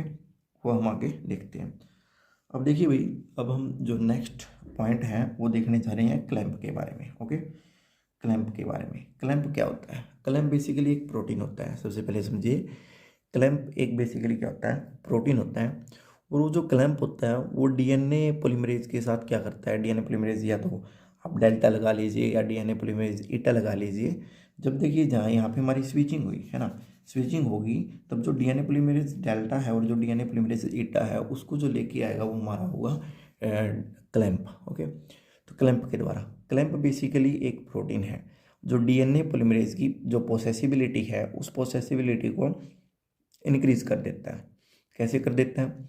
तो जैसे डीएनए पॉलीमरेज है, डीएनए पॉलीमरेज डेल्टा और ईटा बाइंड करता है प्राइमर टेम्पलेट जंक्शंस के साथ। ओके, बाइंड होके वो उससे क्या हो जाता है, रिप्लेस हो जाता है। ओके, मतलब उससे हट जाता है, अलग हो जाता है, और जितने नंबर ऑफ न्यूक्लियोटाइड बाइंड करने हैं उसको बाइंड करके और वो आपका हट जाता है। ओके, तो हटने के बाद वो दोबारा से क्या करेगा, उस टेम्पलेट के साथ बाइंड होगा, उसके अंदर उसको बहुत ज़्यादा टाइम लग जाता है बाइंडिंग के अंदर, हटने के अंदर। तो जो हमारा क्लैंप है, बेसिकली क्लैंप क्या करता है, डीएनए पॉलीमरेज को जो डेल्टा या ईटा है उसको परमानेंटली जो हमारा प्राइमर टेम्पलेट जंक्शन है उसको उसके साथ बाइंड करके रखता है। अगर वो उसके साथ बाइंड करके रहेगा बेसिकली, है ना, अगर उसके साथ वो बाइंड रहेगा तो क्या होगा, जो उसकी पोसेसिबिलिटी है वो डायरेक्टली क्या होगी आपकी, बढ़ेगी। ओके, वो डायरेक्टली क्या होगी, बढ़ेगी, है ना। तो देखते हैं अभी अब किस प्रकार से यहाँ पे ये जो हमारा जो कॉम्प्लेक्स है इसके ऊपर किस प्रकार से क्या होगा, क्लैंप, है ना, किस प्रकार से क्या होगा, क्लैंप लोडिंग होगी, क्लैंप लोडिंग। ओके, तो सबसे पहले हम बात करते हैं, जो नेक्स्ट पॉइंट हम देखने जा रहे हैं, clamp loading, clamp loading. Okay, next जो पॉइंट देखने जा रहे हैं वो होगा आपका क्लैंप लोडिंग से। चलिए, क्लैंप लोडिंग क्या होता है, क्लैंप लोडिंग।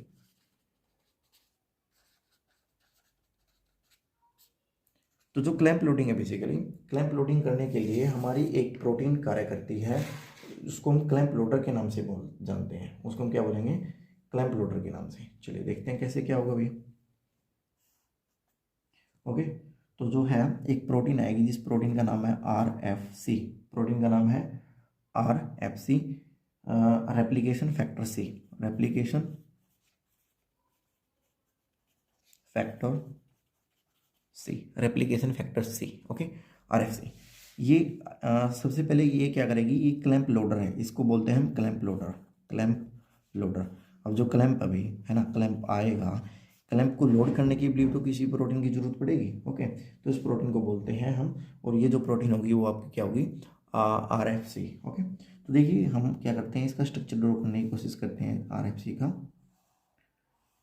जी, RFC मान लीजिए ये इस तरीके की है। ओके, RFC आपकी क्या है, लाइक दैट, इस मैनर में है। ओके, ये जो RFC है बेसिकली वो ATP डिपेंडेंट है, वो क्या है, ATP डिपेंडेंट है। जब इसके ऊपर या इसके अंदर ATP लगेगी तो जो आपकी RFC है वो क्या हो जाएगी, RFC वो हो जाएगी ओपन, RFC हो जाएगी ओपन, RFC क्या हो जाएगी, ओपन हो जाएगी। कैसे ओपन होगी देख लीजिएगा। तो ये हमारी RFC होगी भी ओपन। जैसे ही ATP इसके साथ बाइंड हुआ, यहाँ पे ATP दिखा दो आप, ATP बाइंड हुआ तो RFC क्या होगी आपकी, ओपन होगी। ओके, उसी साइड दूसरी जगह पे हमारी एक जो ये हमारा क्या है, क्लैंप है भाई, है ना। हमने बोला था कि क्लैंप की जरूरत पड़ती है किसको, डीएनए पॉलीमरेज को ऐड करने के लिए। तो उससे पहले डीएनए पॉलीमरेज को ऐड करने से पहले क्लैंप भी तो लोड करना पड़ेगा ना। तो ये हमारा क्या है, क्लैंप है। ओके, और जो यूकैरियोट के अंदर बेसिकली ईस्ट के अंदर जो हमारा जो क्लैंप हम यूज़ करते हैं उस क्लैंप का नाम या उस प्रोटीन का नाम है जो क्लैंप का कार्य करती है, PCNA। PCNA मतलब कि proliferative cell nuclear antigen. PCNA मतलब प्रोलीफेरेटिव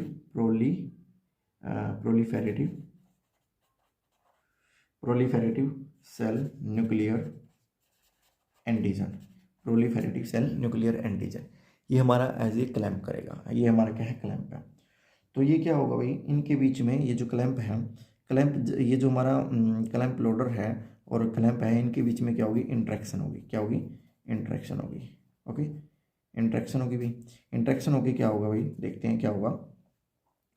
तो ये जो हमारा क्या भाई देखो, that is over clamp loader, इसके साथ आके क्लैंप ऐसे आपका अटैच हो जाएगा, इसके साथ हमारा क्लैंप अटैच हो गया। ओके, और क्लैंप क्या हो जाता है, ओपन हो जाता है। ये क्या है, ओपन हो गया, ओपन क्लैंप। क्लैंप क्या हो जाता है आपका, ओपन हो जाता है। और ये पूरा का पूरा सेटअप है ना, ये पूरा का पूरा सेटअप बाइंड हो जाएगा कहाँ जाके, bind to RNA template, RNA template junction, RNA template junction. Okay, किस प्रकार से आरएनए टेम्पलेट जंक्शन के साथ आगे बाइंड होगा, चलिए वो देख लेते हैं, है ना। Let's see that. तो भाई वही स्ट्रक्चर हम दोबारा से ड्रॉ करने की कोशिश करते हैं जो पिक्चर ड्रॉ करते आ रहे हैं, है ना। One second, this is a MCM. MCM का बहुत रोल है भाई। एमसीएम जब तक कि आपकी टर्मिनेशन नहीं आएगी ना, टर्मिनेशन पे एक HCF E3 प्रोटीन आती है, वही इस एमसीएम कॉम्प्लेक्स को हटाएगी और आपकी जो टर्मिनेशन है वो प्रोसीड होगी, है ना। तो इसलिए एमसीएम लास्ट तक बहुत ज़्यादा महत्वपूर्ण रोल प्ले कर रही है। तो वही हमारा ये सिंगल स्ट्रैंडेड डीएनए है। ओके, इस तरीके से इसको इस डायरेक्शन में ये इसको सेपरेट करता जाएगा डीएनए को, और वो इस डायरेक्शन में। ओके, तो हमने बताया भाई ये हमारा क्या है, क्लैंप है। ओके, यहाँ पे ये क्लैंप है, सॉरी क्लैंप लोडर है, और इसके साथ क्या बाइंड आपका, ये इसके साथ बाइंड आपका ओपन है अभी ये, है ना। और ये हमारा क्या इसके साथ बाइंड है, ओपन फॉर्म में है। क्या ये क्लैंप है। ओके, क्लैंप लोडर के साथ है। अब क्या होगा भाई, अब ये होगा कि जो क्लैंप था आपका, क्लैंप लोडर था बेसिकली, ये क्लैंप लोडर था, उसके अंदर जो ATP है, ATP का हाइड्रोलाइसिस हो जाएगा, वो ADP + PI में बदल जाएगा, और जो क्लैंप है यहाँ से आपका निकल जाएगा, रिमूव हो जाएगा, समझ रहे हो, रिमूव हो जाएगा बेसिकली। तो चलिए देख लेते हैं कैसे रिमूव होगा। और इसके ऊपर केवल आपका क्लैंप रह जाएगा, क्लैंप लोडर आपका निकल जाएगा, क्योंकि क्लैंप लोडर ने मात्र क्या काम करना था, क्लैंप को इसके साथ बाइंड करवा दिया और अपना निकल पड़ा वो, है ना, जिसका जो काम है वो करके चला जाता है, समझ रहे हो। चलिए इस तरीके से ये भाई देखो, अब यहाँ पे जो जस्ट बच गया वो आपका क्या बच गया, क्लैंप बच गया, है ना। अब मैंने बोला था जो क्लैंप है वो आपका क्या हो जाता है, जब भी आपका क्लैंप लोडर से आपका हट जाता है तो वो क्लोज्ड फॉर्म में आ जाएगा। तो ये अब जो हमारा क्या है, क्लैंप है, क्या ये क्लैंप है। ओके, और ये जो क्लैंप लोडर है यहाँ से रिमूव हो जाता है। ओके चलिए उसके बाद वही आगे की जो कहानी है वो होगी इसकी सिंथेसिस की, है ना, कि किस प्रकार से आगे सिंथेसिस होता है, समझ रहे हो। तो जो क्लैंप लोडर है बेसिकली आगे कैसे क्या कार्य करेगा, और आगे जो हमारे फंक्शंस आएंगे वो डीएनए पॉलीमरेज के आएंगे। किसके आएंगे, डीएनए पॉलीमरेज, एक डेल्टा होता है और एक डीएनए पॉलीमरेज ईटा होता है बेसिकली। जो डेल्टा होगा, डेल्टा तो सिंथेसाइज करेगा भाई लैगिंग स्ट्रैंड को, किसको, लैगिंग स्ट्रैंड को जो सिंथेसाइज करेगा वो डेल्टा करेगा, और जो ईटा जो सिंथेसाइज करेगा वो करेगा लीडिंग स्ट्रैंड को। बस ये 2 पॉइंट इसमें हमने देखने हैं। ओके, उसके बाद इसकी जो और प्रॉपर्टी क्या है भाई, इसकी एक प्रॉपर्टी तो ये है कि ये 5 to 3 डायरेक्शन में पॉलीमरेज एक्टिविटी शो करेगा, न्यूक्लियोटाइड ऐड करेगा, है ना, DNTP ऐड करेगा, पॉलीमरेज एक्टिविटी होगी। दूसरी भाई इसकी दूसरी होगी 3 to 5 इंट्रेंसिक आंतरिक इंट्रेंसिक एक्सोन्यूक्लियस एक्टिविटी,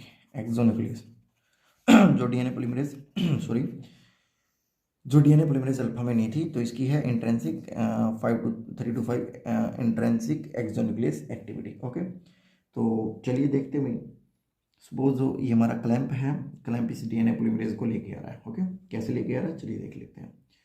तो 1 सेकेंड, देखिए ये हमारा क्या है, आपका क्लैंप है। ओके, क्लैंप लेके आएगा किसको, डीएनए पॉलीमरेज को। ओके, तो ये मान लीजिए आपका क्या है, डीएनए पॉलीमरेज है। ओके, ये हमारा क्या है, डीएनए पॉलीमरेज। अब ये जो डीएनए पॉलीमरेज ये डेल्टा भी हो सकता है, और ये डेल्टा भी है, और ये डीएनए पॉलीमरेज आपका ईटा भी है। डेल्टा वाला अटैच हो जाएगा किसके साथ, आपका लैगिंग स्ट्रैंड के साथ, और जो आपका ईटा वाला है वो आपका स्टैंड अटैच हो जाएगा लीडिंग स्ट्रैंड के साथ। बस फर्क आपका इतना है। ओके, चलिए अब इसको डायग्रामेटिकली करते हैं किस प्रकार से आपका कार्य करेगा। Okay, let's see that how it is work now. So देखिए ये हमारा क्या है, एमसीएम है। एमसीएम तो भी बाइंड होगा, लास्ट तक मैंने आपको कई बार बता दिया है।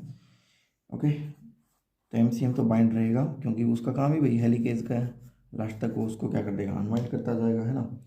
तो ये देखिए वही डबल स्टैंडर्ड है ना। तो मान लीजिए इसकी पोलैरिटी 3 है, इसकी पोलैरिटी 5 है। ओके, इसकी 5 है, इसकी क्या है 3 है। ये हमारा क्या है, ये स्टैंड है, ये आपका क्या है, दिस वन स्टैंड, समझ रहे हो। चलिए तो कैसे क्या होगा वो देख लेते हैं। सबसे पहले मैंने बताया था कि जो क्लैंप है, क्लैंप आया इस तरीके से, okay. Clamp bind with, clamp किसके साथ बाइंड है भाई, आपका पॉलीमरेज के साथ बाइंड है ना। और इसने ये सिंथेसिस आपका इस डायरेक्शन में कर दिया, समझ रहे हो, 5 to 3, 5 to 3, ओके। उसके बाद ये हमारा कौन सा है, पॉलीमरेज, डीएनए पॉलीमरेज, जो ये हमारा लीडिंग स्टैंड है बेसिकली। तो ये हमारा होगा ईटा। लीडिंग और लैगिंग कैसे क्रिएट होगा वो देखेंगे अभी, जस्ट वेट करो। तो सेम एज इट इज़ इस साइड में आपका होगा, ये आपका क्या होगा, क्लैंप होगा भाई, this is over clamp, okay. Clamp के साथ ये हमारा बाइंड करवा दीजिए आप डीएनए पॉलीमरेज।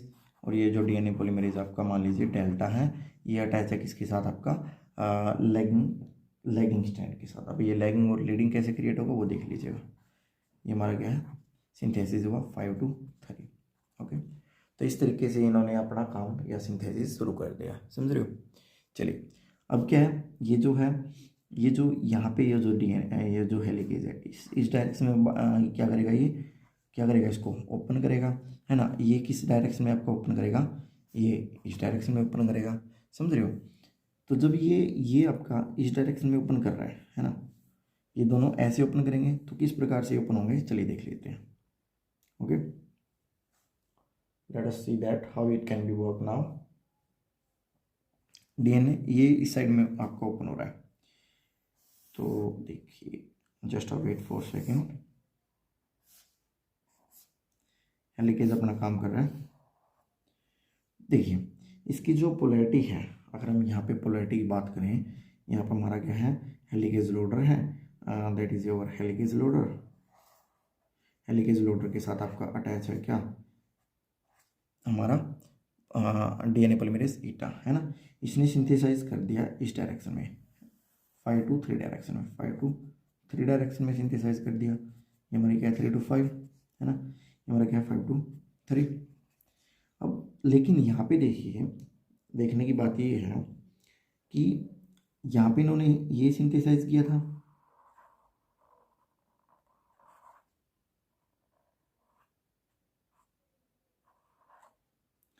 है ना।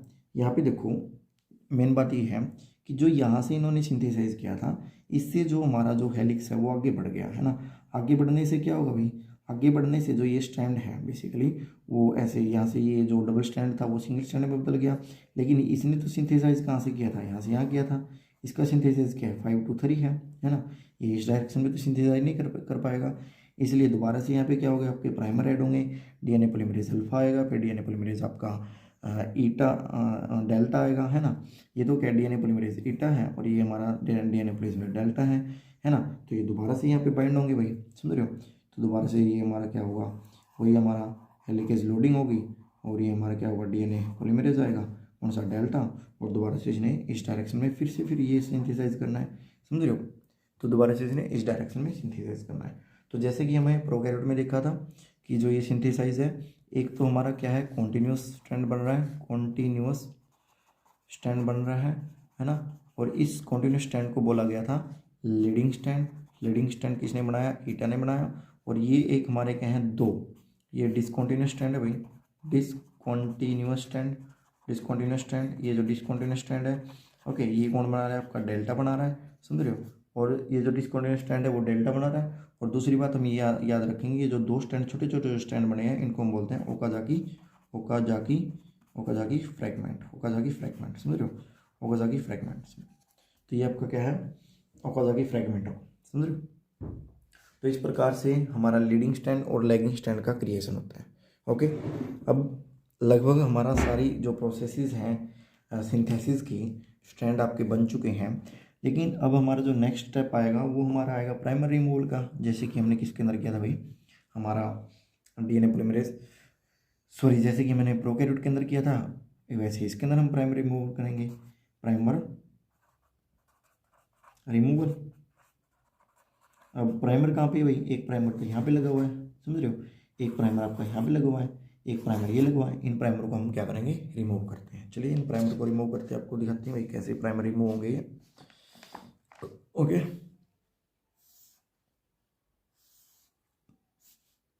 ये वही है भाई 3 to 5, ओके 5 to 3, ओके। अब यहाँ पे हमने बताया कि हमने प्राइमर को रिमूव करना है बेसिकली, है ना। तो प्राइमर को कैसे रिमूव करेंगे वो देख लीजिएगा। यहाँ पे इसका सिंथेसिस यहाँ पे ये था, ओके। इसका सिंथेसिस भाई, एक तो सिंथेसिस यहाँ पे ये हो जाएगा, है ना, एक सिंथेसिस इसका ये हो जाएगा, ओके। अब हमने बेसिकली प्राइमर को क्या कर दिया, रिमूव कर दिया। प्राइमर को क्या कर दिया, रिमूव कर दिया, है ना। तो यहाँ पे क्या हो गया, एक गैप क्रिएट हो गया, ये वाला गैप क्रिएट हो गया, ये वाला गैप क्रिएट हो गया, ये वाला गैप क्रिएट हो गया, ओके। तो सबसे पहले हम तो देखते हैं प्राइमर को रिमूव यहाँ पे कौन कर रहा है, ओके। प्राइमर को रिमूव कौन कर रहा है, तो प्राइमर को रिमूव करेगा भाई RNaseH, ओके। प्राइमर को जो रिमूव करेगा वो क्या करेगा, RNaseH और फैन वन, ओके।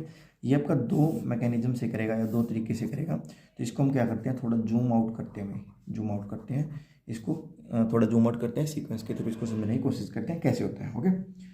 तो जैसे मान लीजिएगा हमारे पास क्या है, ATGC, ओके, ये है, और बीच में हमारा क्या आ जाता है कि ये प्राइमर आ जाता है, कौन सा, ये वाला ATGC, और दोबारा से हमारा क्या है, ये DNA है ATGC, ओके। एक के अपोजिट में भाई TACG,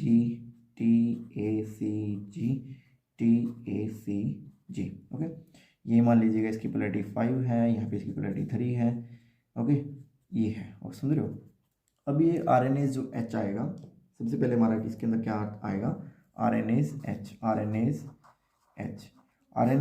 यहाँ तक के जो प्राइमर है, यहाँ तक के जो एंटीबीज हैं उनको क्या कर देगा, रिमूव कर देगा, इनको क्या कर देगा, रिमूव कर देगा, ओके। तो देखिए क्या हुआ, कैसे रिमूव किया इन्होंने, ATGC, ओके।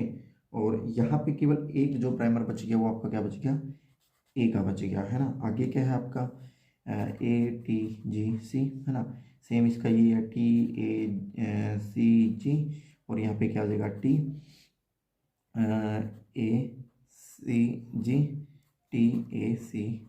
वही 5 to 3 है ना। अब यहाँ पे देखो जो ये लास्ट न्यूक्लियोटाइड बचा है, ये वाला जो लास्ट न्यूक्लियोटाइड बचा है, इस लास्ट न्यूक्लियोटाइड को जो रिमूव करने जा रहा है आपका, है ना। यहाँ पे तो हमने क्या डाला था, RNaseH ने जो है आपका लास्ट प्राइमर तक रिमूव कर दिया, लास्ट न्यूक्लियोटाइड तक रिमूव कर दिया। अभी जो लास्ट वाला न्यूक्लियोटाइड है वो रिमूव करेगा कौन, फैन, है ना। कौन रिमूव करेगा, फैन, FEN, फैन 1, इसको कौन रिमूव करेगा, फैन 1। और DNA पॉलीमरेज अल्फा इसको क्या कर देगा, 5 to 3 पॉलीमरेज एक्टिविटी करके, है ना। DNA और आगे क्या करेगा, लिख ही देते हैं यहाँ पे, जो DNA पॉलीमरेज आपका DNA पॉलीमरेज अल्फा है वो क्या करेगा, 5 to 3 पॉलीमरेज एक्टिविटी से इस गैप को क्या कर देगा, कंप्लीट कर देगा। इसको हम बोलते हैं गैप फिलिंग, ओके। कैसे होगा देखिए, let us check that how it can be complete. ATGC, है ना, TACG, ओके, 5 to 3। अब ये जो ATGC है वो जो ऐड किए हैं DNA पॉलीमरेज अल्फा ने ऐड किए हैं 5 to 3 पॉलीमरेज एक्टिविटी से। तो एक तरीके से तो ये हुई कि DNA RNaseH ने और फैन 1 ने आपका किसको निकाल दिया, आपके प्राइमर को रिमूव कर दिया। दूसरा मॉडल एक ये होता है भाई कि जो DNA पॉलीमरेज जो फैन 1 है वो अपना अलग तरीके से एक मैकेनिज्म को फॉलो करके उसको रिमूव करेगा, ओके। कैसे देखो,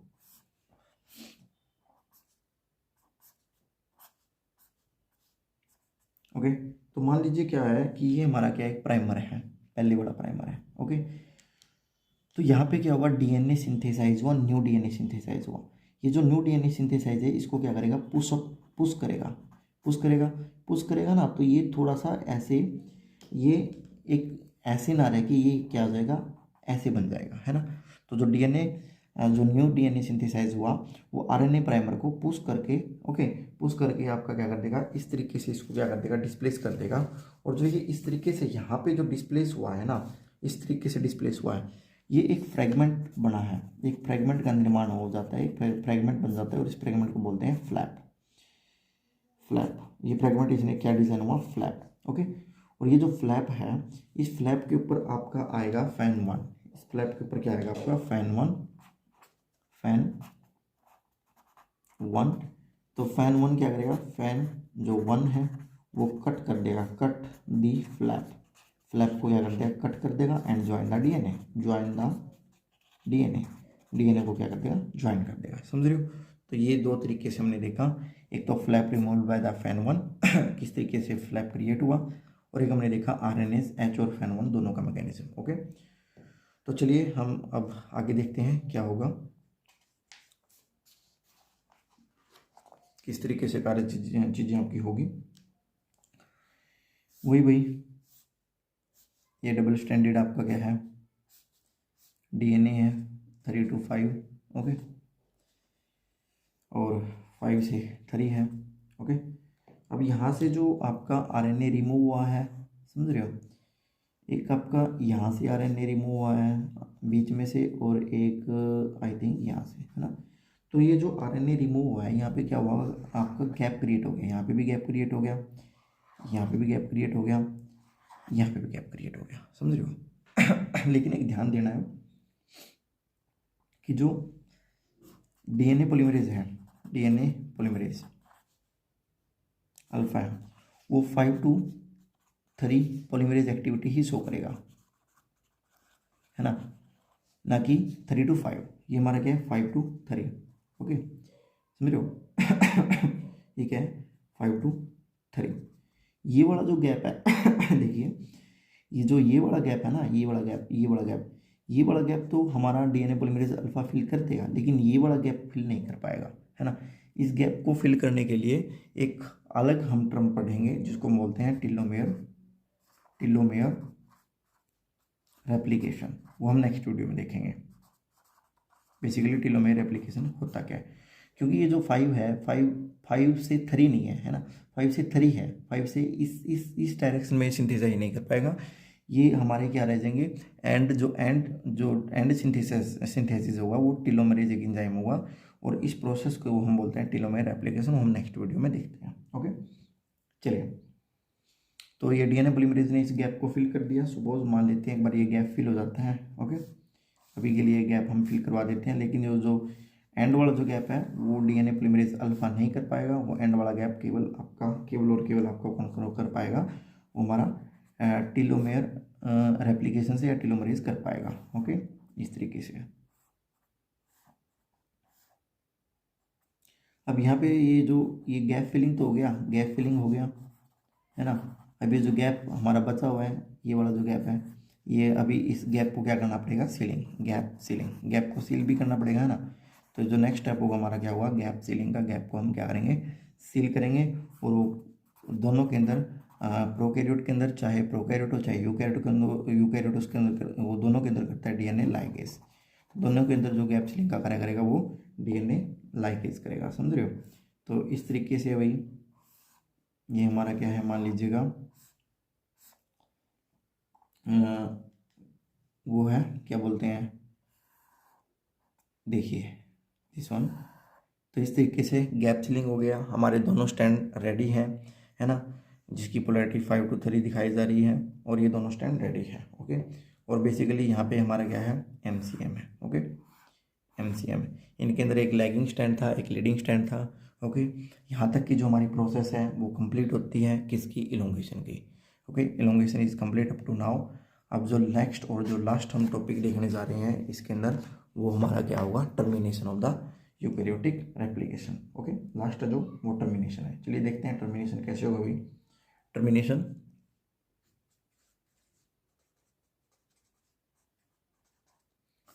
टर्मिनेशन के लिए बेसिकली एक प्रोटीन होती है, उस प्रोटीन का नाम चाहिए टर्मिनेशन के अंदर, उस प्रोटीन का नाम हम बताएं तो आपको, वो प्रोटीन होती है SCFE3। ओके, एक प्रोटीन आएगी आपकी, वो प्रोटीन है आपकी SCFE3। ओके, बेसिकली जो ये प्रोटीन है ये आपकी यूबिक्विटिन लाइगेज एक प्रोटीन है। ये क्या है, यूबिक्विटिन प्रोटीन है बेसिकली। ये यूबिक्विटिन प्रोटीन बेसिकली क्या होता है, ये जो यूबिक्विटिन है, ये जो SCF है वो यूबिक्विटिन को क्या कर देती है, यूबिक्विटिन एक प्रोटीन है बेसिकली, उस प्रोटीन को बाइंड करवा देती है किसके साथ, MCM के साथ। ओके, तो हमने बताया था भाई ये हमारा MCM प्रोटीन है। ओके, और मान लीजिए ये आपका MCM प्रोटीन है ना, सब यूनिट फॉर्म में है। तो इस MCM प्रोटीन के साथ ये जो SCF है, ये वाला जो SCF है वो बाइंड कर देगा यूबिक्विटिन एक प्रोटीन है। ये जो SCF-E3 प्रोटीन है वो यूबिक्विटिन प्रोटीन को बाइंड कर देता है MCM के साथ। ओके, MCM के साथ। अब जब ये MCM है, अभी भी ये क्या है, एक्टिव है, इनएक्टिव फॉर्म में नहीं है, तो ये रिकॉग्नाइज कर लिया जाएगा किसके द्वारा, रिकॉग्नाइज्ड बाय, ये रिकॉग्नाइज कर लिया जाएगा किसके द्वारा, P97 प्रोटीन के द्वारा, P97 प्रोटीन के द्वारा। ओके, अब ये जो P97 प्रोटीन है वो क्या कर देती है, डिसइंटीग्रेट कर देती है, डिसइंटीग्रेट कर देती है, डिसइंटीग्रेटेड द CMG कॉम्प्लेक्स है ना, CMG कॉम्प्लेक्स को इसने क्या कर दिया, डिसइंटीग्रेट कर दिया। CMG में क्या था, CDC45 है ना, MCM 227 और एक आप क्या था, गिन्स, ये जो प्रोटीन है। अब ये जो हमारा CMG कॉम्प्लेक्स है वो क्या हो गया, ब्रेक हो गया, ब्रेक होने से क्या होगी, जो हमारी रेप्लिकेशन है, जो आपकी रेप्लिकेशन है वो आपकी क्या हो जाती है, टर्मिनेट हो जाती है। ओके, टर्मिनेट हो जाती है। ओके, तो इस तरीके से इसकी रेप्लिकेशन आपकी टर्मिनेट हो जाती है। ओके फ्रेंड्स, तो ये हमारा क्या था, यूकैरियोटिक रेप्लिकेशन था किसके अंदर, आपका यूकैरियोट्स के अंदर, और बेसिकली हमने इसको किसके अंदर देखा था, आपका ईस्ट के अंदर। Okay, thanks for watching the video.